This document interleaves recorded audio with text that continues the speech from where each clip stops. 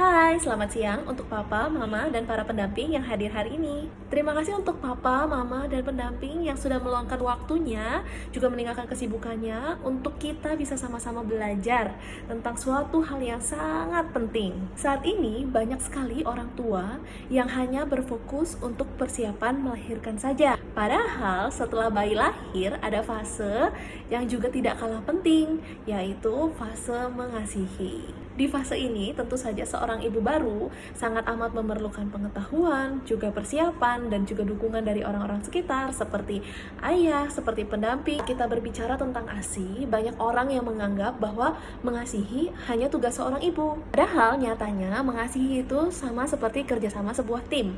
Memang betul, ibu yang memproduksi ASI. Namun, ayah juga punya peran yang penting sebagai pilar untuk mendukung kesuksesan ibu untuk mengasihi.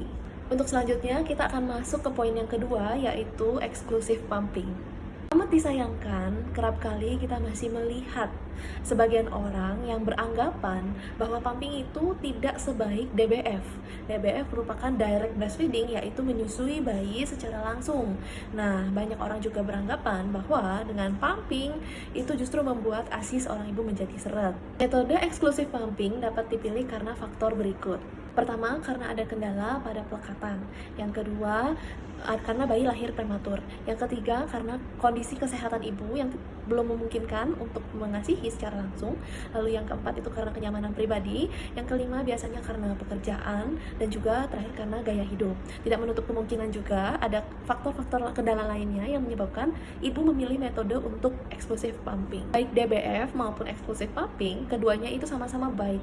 Yang terpenting adalah bagaimana kita bisa memberi nutrisi kepada bayi dan dengan ibu yang sehat dan juga bahagia. Poin yang ketiga, kita akan membahas persiapan mengenai peralatan untuk pumping. Di seorang ibu, pumping merupakan hal yang sangat melelahkan. Mulai dari memompa ASI, juga mencuci alat pompa ASI, lalu mempersiapkan kembali, mensterilkan. Selain itu kita juga perlu mengelola ASI yang sudah diperah.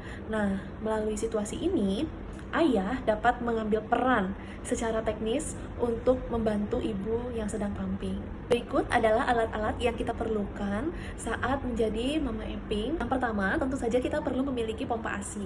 Pompa ASI bisa berupa manual dan juga elektrik, dan itu disesuaikan dengan kebutuhan dan kenyamanan kita. Lalu yang kedua, kita perlu memiliki corong tambahan. Ini khusus bagi yang payudaranya mungkin tidak sesuai dengan pompa ASI-nya, jadi kita perlu memiliki corong pompa ASI. Lalu yang ketiga, kita memerlukan kantong ASI, lalu ada cooler bag, ada barang menyusui, juga kita juga memerlukan nursing cover. Selanjutnya kita akan membahas tentang manajemen ASI. Ayah dalam situasi ini juga sangat bisa dilibatkan. Nah, di sini saya akan memberikan informasi tentang berapa lama ASI perah itu bisa disimpan. Ini tergantung pada ruang penyimpanannya. Contoh, pada suhu ruang, ASI itu bisa bertahan maksimal sampai dengan 6 jam. Nah, namun disarankan untuk bisa dikonsumsi secepatnya. Lalu jika di kulkas bagian bawah atau chiller, itu ASI perah bisa bertahan hingga 4 hari. Lalu jika kemudian kita pindahkan ASI perah tersebut ke dalam freezer atau kulkas khusus ASI, maka itu juga akan mempengaruhi ketahanannya bisa hingga 6-12 bulan. Pada masa awal kelahiran yaitu 0-3 bulan, prinsip kerja ASI adalah supply by demand, yaitu produksi kita akan meningkat jika ASI tersebut sering dikeluarkan. Nah, maka dari itu hal ini menyebabkan proses dari pumping tersebut menjadi intens. Contohnya yaitu bisa menjadi 2-3 jam sekali, 3 jam sekali, dan juga 15-20 menit per payudara per sesi. Bahkan di awal-awal kehamilan, di kelahiran ini kita juga perlu untuk memberi stimulasi lebih melalui power pumping.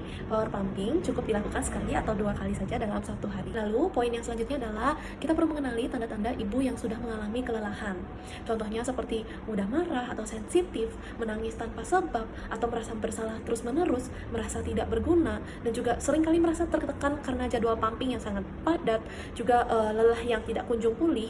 Jika hal tersebut muncul, ayah dan juga orang di sekitar perlu bersama-sama memberikan ruang kepada ibu untuk bisa mengambil istirahat yang lebih dan juga untuk tidak hadir untuk menuntut, dan bahkan kita juga perlu sebagai pendamping juga perlu untuk menopang. Berikut ada tips dan trik untuk ibu yang sedang pumping, yaitu yang pertama adalah kita perlu melakukan pumping tersebut dengan situasi yang santai, sehingga kita juga bisa menjadi rileks. Kita bisa sambil membaca buku, mendengarkan musik, juga menonton film.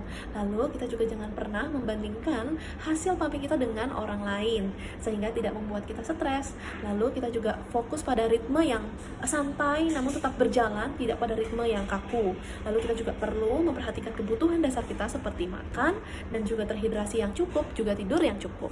Lalu kita juga perlu menikmati momen kebersamaan dengan baby, dan juga kita perlu memperhatikan kesehatan kita seperti melakukan pijat pada payudara kita. Lalu poin yang terakhir adalah membangun dukungan untuk ibu yang menyusui. Yang pertama, setiap keluarga perlu memahami bahwa dalam satu rumah tersebut ada yang sedang mengasihi. Lalu yang kedua, tidak boleh sama sekali untuk membandingkan antara ibu satu dan juga ibu lainnya.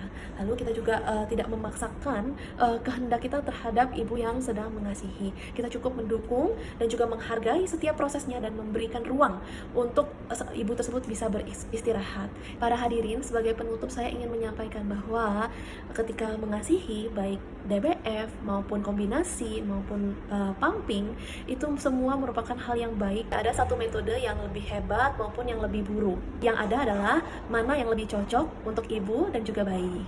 Dengan suami, keluarga, dan orang sekitar itu merupakan bahan bakar alami untuk seorang ibu agar bisa menyukseskan proses mengasihi bayinya dari setidaknya dari 0 hingga 6 bulan. Maka dari itu saya harapkan bahwa pidato kali ini bisa menjadi bagian dari perjalanan ayah dan ibu untuk menambah pengetahuan, juga memperkuat mental, dan agar kita bisa semakin siap untuk menjalani fase mengasihi dengan penuh kesadaran, kerjasama, dan juga kasih sayang. Terima kasih.